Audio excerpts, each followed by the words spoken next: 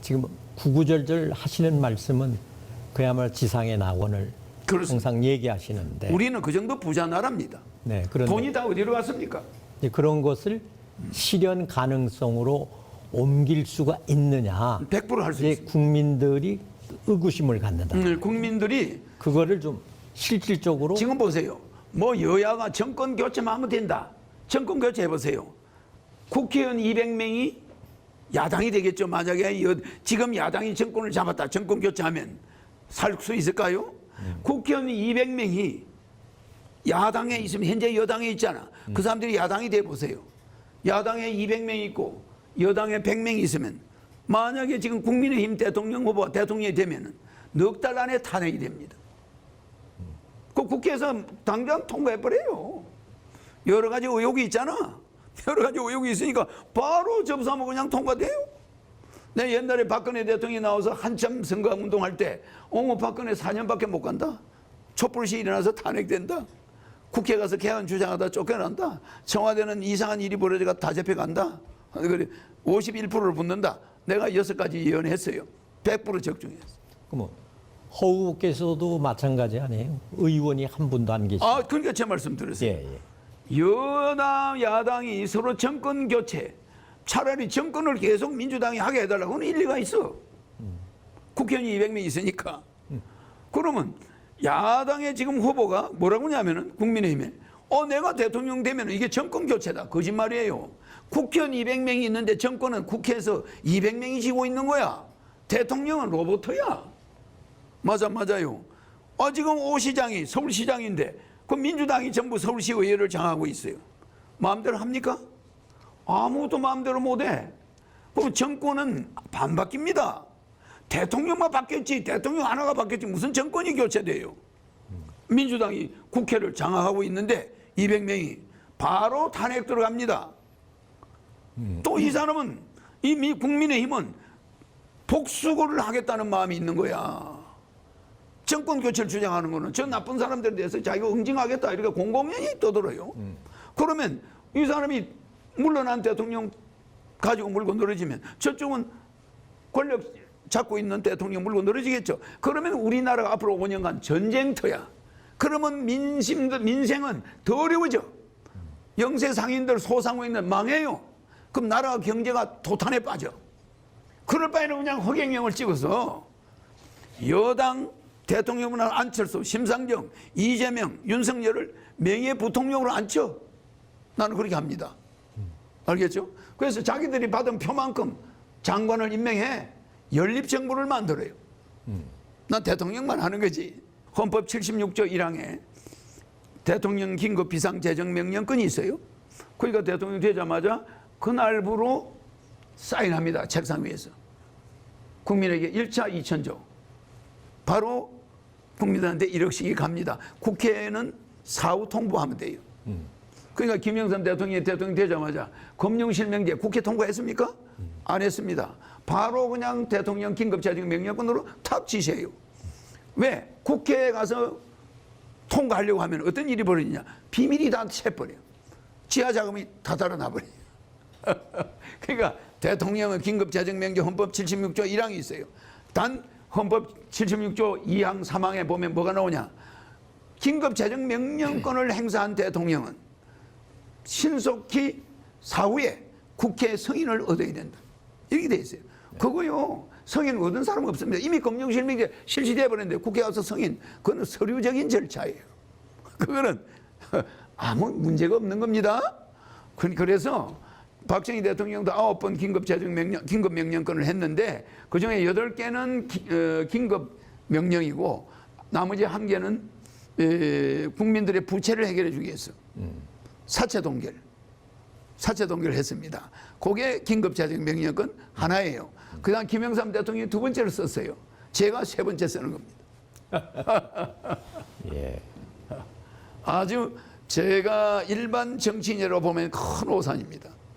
확실한 일관성 있는 정책을 30년 가지고 있었고 언제나 서민들 편에 있으면서도 부자들 편도 들어요. 상속세 폐지, 정연세 폐지. 근데 지금 쭉 말씀하신 거이 하나하나가 다 실현 가능하다. 100% 실현 가능하고 이거를 우리가 통과하고 이걸 실현하지 못한 대한민국은 희망 없습니다. 맨날 권력 싸움이에요. 국회가 뭐 하는 데냐? 권력을 잡기 위한 전쟁터야. 국민하고는 무관해. 그럼 그 사람들은 뭐 합니까? 맨날 물밑으로 전쟁을 하고 있어. 그 바람에 국민들은 구로키 상태에 지금.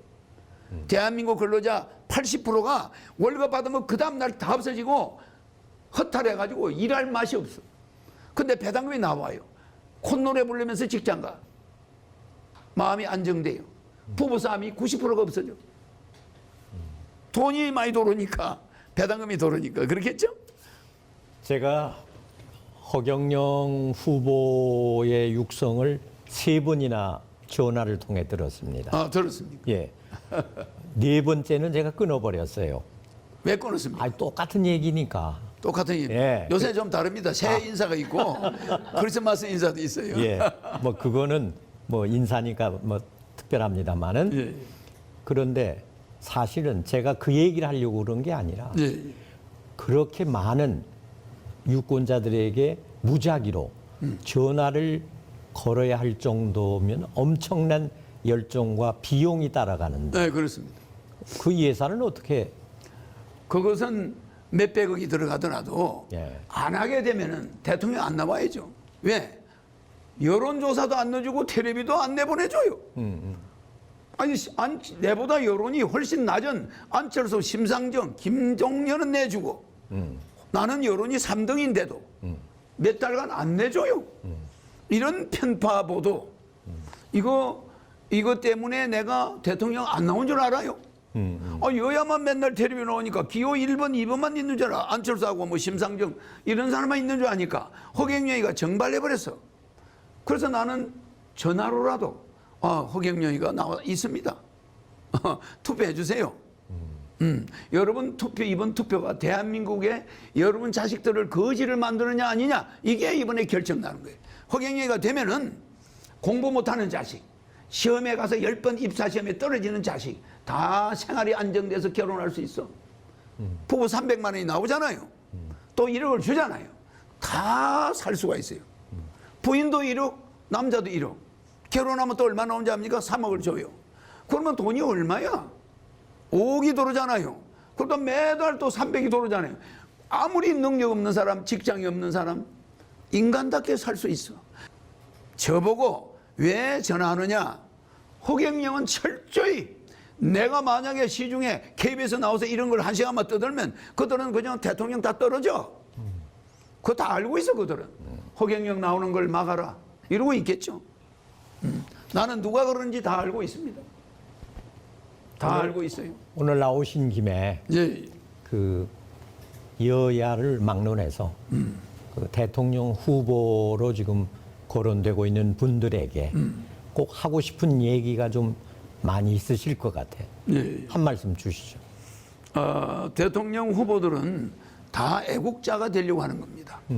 대통령 후보 돼서 돈 벌려고 하는 사람 없습니다.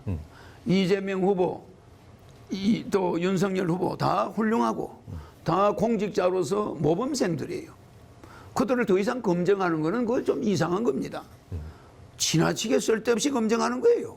그 뭐 부인에 대해서 검증하는 거 뭐 무슨 현명을 들고 다니면서 검증하는데 그거는 평범한 아내로서 나는 훌륭한 아내라고 나는 봐요. 그들이 결혼을 잘했다는 게 내가 첫 번째. 내가 그들 아내나 뭐 그들 부인들 보면은 우리 윤석열 후보나 이재명 후보가 부인 하나 잘 만나는 데는 아주 소질이 있다고 난 봐요. 다 좋아요. 근데 우리 국민들은 거기다 현명을 들이대고 뭐가 위조됐다, 뭐가 어떻다. 그래서 왔는데 그거는 솔직히 옛날 우리 문화가 좀 그런 문화가 있었잖아요. 그렇죠. 예, 그거를 가지고 너무 파재끼니까 윤석열 후보 부인도 뭐 사람이 좋아 보이고 이재명 후보 부인도 보통 부인이 아니에요. 그러니까 나는 그 이재명 후보고 윤석열 후보가 마음에 들어요. 다 좋고. 그런데 대통령 자격도 있어요. 또 카리스마도 있습니다. 그분들이 다 잘할 수 있어요. 그러나 나라가 이렇게 위기 때는 그분들의 정책이 마음에 안 들어. 정책이. 그들의 정책이 국민이 살 수 없는 정책이야. 월 8만 원 줘가지고 못 살아요. 그게 마음에 안 들지. 그분들의 인간적으로 내 100% 그런 사람이 내 친구라면 100% 환영하죠. 예, 나는 그분들이 도덕적으로 문제가 없다고 생각합니다. 우리 국민들은 너무 깨끗한 삶을 원하는 것 같아. 나는 코로나 위기 때 작년, 금년 2년간 세금을 종합소득세하고 기타 세금을 74억 8,200만 원을 냈어요. 허 후보께서는요. 예, 이렇게 쭉 말씀하시는 가운데 자신감이 있는데 예. 그 자신감 속에는 재정적으로 풍부한 어떤 후원이 있지 않나 그런 생각을 해요. 저는 남의 후원으로 정치를 해본 적이 없습니다. 자신의 제가 벌어가지고 제가 세금 내고 대통령 3번 나가죠. 예. 그래서 나는 어떻게든 국민이 좀 돈 걱정 안 하고 좀 살게 해주고 싶고 공부 못하는 사람들이 좀 마음 놓고 결혼할 수 있는 사회를 만들어주고 싶은 거예요. 이건 잘난 사람들 서울대 나오고 뭐 연대 고대 나온 사람들 판이야. 그 외 애들은 취업이 안 돼. 뭐 그냥 맨날 직장 가면 뭐 한 몇 달 만에 쫓겨나고 뭐 이런 그 불안한 실력이 좀 부족한 이런 청년들이 가정을 가지고 난 행복하게 사는 걸 한번 봤으면 좋겠어요. 내가 머리가 나빠서 밥을 못 먹어서 이런 게 아닙니다. 무슨 말인지 알죠? 예, 내가 알겠습니다. 뭐 대통령 나가면 월급도 안 받을 텐데 다만 공부 못하는 사람들, 시험만 치면은 떨어지는 사람들, 좀 대다수 소시민들이 직장 만들어주고 싶고, 그래서 저는 제가 가진 정책 중에 재미나는 정책이 있습니다. 생일날 대통령이 선물을 주는 거예요. 근데 요만한 박스 안에 생일 케이크, 어른들은 생일 떡입니다. 예, 오래 먹도록 예. 생일 떡을 보내고 그 안에 어른들이 겨울에 입은 잠바, 겨울 생일이면 겨울 잠바. 여기 대통령 마크가 찍혀 있어요. 겨울 잠바. 또 어린애들이 뭐 여름 선물이면 또 뭐 다른 거, 또 뭐 야구 장갑, 글러브, 뭐 하여튼 다양한 선물을 나이별로 준비해 가지고 박스 안에 5가지가 들어갑니다. 금일봉 10만 원 생일 축하금이에요. 1살짜리한테도 보내고 100살짜리한테도 보냅니다. 그게 생일날 딱딱 도착해. 알겠죠? 거기에 돈 10만 원, 대통령의 생일 축하 카드, 대통령의 편지가 들어있어요. 알겠죠? 그 안에 케이크가 들어있고 그 안에 선물이 들어있어요. 이 5가지의 박스가 생일날마다 옵니다. 각 지역별로 그것이 담당이 돼가지고 나갑니다. 각 도별로. 그러니까 지역 경제가 살아요. 여러 제품이 들어가니까. 네. 그래서 이 생일 선물을 주게 되면은 그 생일날 그걸 나는 어려서 전쟁 고하니까 생일을 한번 먹어본 적이 없잖아요. 그래요? 6.25 때 났습니다. 50년 1월 1일. 태어난 지 6개월 만에 전쟁이 나니까 어머니 아버지가 다 돌아갔죠. 그래서 남의 집에 시골에서 머슴을 살았어. 진주에서. 초등학교 때 머슴 사는데 공부만 하면 책을 뺏어가지고 찢어버리는 거예요. 그 주인 아저씨한테 들키면 책 받아가지고. 그럼 내가 책만 구해놓으면 찢어버려요. 그 책을 여기다 숨겨가지고 밭에서 일하면서 공부를 했어요. 그러다 딱 들키면 이거 다 뺏기는 거예요. 얻어 터지고. 그러니까 이런 식으로 공부를 도둑질 하듯이 공부를 하면서 초등학교 때 사서삼경 등 한 50여 권의 한문책을 떼요. 제가. 그리고 나서 이제 고등학교까지 영어책을 다 뗍니다. 초등학교 시절에. 고등학교 3학년 영어까지 떼요. 예. 그리고 나서 이제 서울로 14살, 15살 때 도망을 와요. 머슴을 살다가. 도망을 와서 이제 서울서 공장을 한 30군데 다녀요. 30군데. 공장을 다니면서 야간 중학교, 야간 고등학교, 야간 대학을 다닙니다. 그러면서 밥이 보통 일주일에 한 끼 정도 먹었어요. 그러나 맨날 학교 가다가 자빠지고 쓰러지고 빈혈로. 그렇게 하고 등록금 낼 때는 공장에 다녀도 월급 안 줘요. 기술 가르쳐 준다고. 공장에서 월급 안 줍니다. 그래서 점심 한 끼 주는데 그것도 바빠가 못 먹을 때가 많은데 꼭 청량리 위생병을 가서 피를 뽑아야 돼. 그래 피를 3일 내리다리 뽑아가지고 등록금을 만들어서 갖다 주면서 공부를 했어요. 그래서 나는 피 뽑고 공부하고 공장에서 일하면서 기술 배우면서 공부를 했는데 공장장한테 걸리면 얻어 터져요. 여기 책 숨기고 있다고. 그냥 일을 잘못했다고 하죠. 그러니까 항상 공부를 도둑질 해가면서 했어. 그런데 저녁에 제일 피곤한 7시에 학교를 가야 돼. 학교 가면 11시까지 교실에 앉아서 졸음과 싸우면서 배고픈 거와 졸음과 싸우면서 중고등학교를 다녀요. 이루 말할 수가 없습니다. 그런 고생을 하면서 성장합니다. 그래서 나는 지금 어려운 학생들을 굉장히 어려운 젊은이들의 직장 없고 결혼 못하고 이런 젊은이들 보고 남의 일이 아니야. 이게 내 일이야. 너무 고생을 했기 때문에. 예. 내가 뭐 지금 밥을 못 먹습니까? 그렇잖아요. 그래서 대통령 돼서 무한 봉사하겠다. 이런 사람은 50년 전부터 내가 전쟁으로 부모를 잃었으니까 한 번도 생일상을 받아본 적이 없어요. 그러니까 나는 국민들 생일을 해주고 싶은 거야. 우리 어려운 사람들의 국민들의 생일상을 주고 싶은 거예요. 이래서 제가 하는 것은 어떤 정치적으로 뭐 성공하는 게 아니라 지금도 부러운 게 없습니다. 그렇잖아요. 그러나 어려운 젊은이들, 결혼 못하는 젊은이, 앞으로 우리나라 인구가 없어지는 거, 이거 가슴 아픈 일이에요. 그래서 저는 대통령이 되면은 원산시를 북한에 빌려가지고 한 50년, 100년을 빌려요. 원산시를 홍콩처럼 만들어요. 금강산, 외금강, 내금강, 소금강 전체 전 세계 크루즈가 원산시로 몰려와서 원산을 홍콩처럼 하고 그 세금을 북한한테 주는 거예요. 그 북한 경제가 일어나겠죠. 무슨 이해가죠? 예, 그건 이제 남북 문제 남북 앞으로 해결해야 할 여러 가지 문제겠고. 그러니까 제가 하는 정책이 네. 좀 특이합니다. 그 말씀을 듣다 보니까 시간이 다 된 것 같아요. 네. 그래 끝으로 이 대선이 끝난 후에 예, 예. 영상 편지를 하나 쓰신다면은 국민들에게 네. 뭐라고 쓰실지 한 말씀 해요. 국민 여러분들에게 돈 걱정 없는 세상을 만들어 주겠다. 아니, 이 대선이 끝난 후니까. 끝난 후에 그 대통령이 돼 있겠죠. 그렇죠. 이제 그렇다 가상하고. 예. 예, 돈 걱정 없는 세상을 만들어 주겠다. 돈 걱정은 내가 다 해가지고 정확하게 내 임기 동안에 세계 1위 경제 대국을 만들어 주겠다. 지금 우리가 3만 불이잖아요. 예. 내가 10만 불을 올려 세울 수 있는 기술이 있습니다. 대한민국 부자 만드는 거 간단합니다. 아까 원산시 이야기했죠. 예. 원산시도 빌리고 블라디보스톡까지의 벨트. 그러니까 부산에서 비비, 부산에서 블라디보스톡까지 해안선, 저 연해주 하버버스커, 거기 자루미노, 그 연해주 일대 우리나라보다 한 10배 큰 땅을 빌려요. 러시아가 빌려가라고 하는 거야, 내보고. 그러면 그거 빌려가지고 대한민국 땅보다 10배 넓은 데다가 우리나라 공무원만큼을 또 뽑아서 거기다 보내가 그 도시를 만들어. 그게 제2의 대한민국을 만듭니다. 어마어마하게 성공합니다. 바닷가에.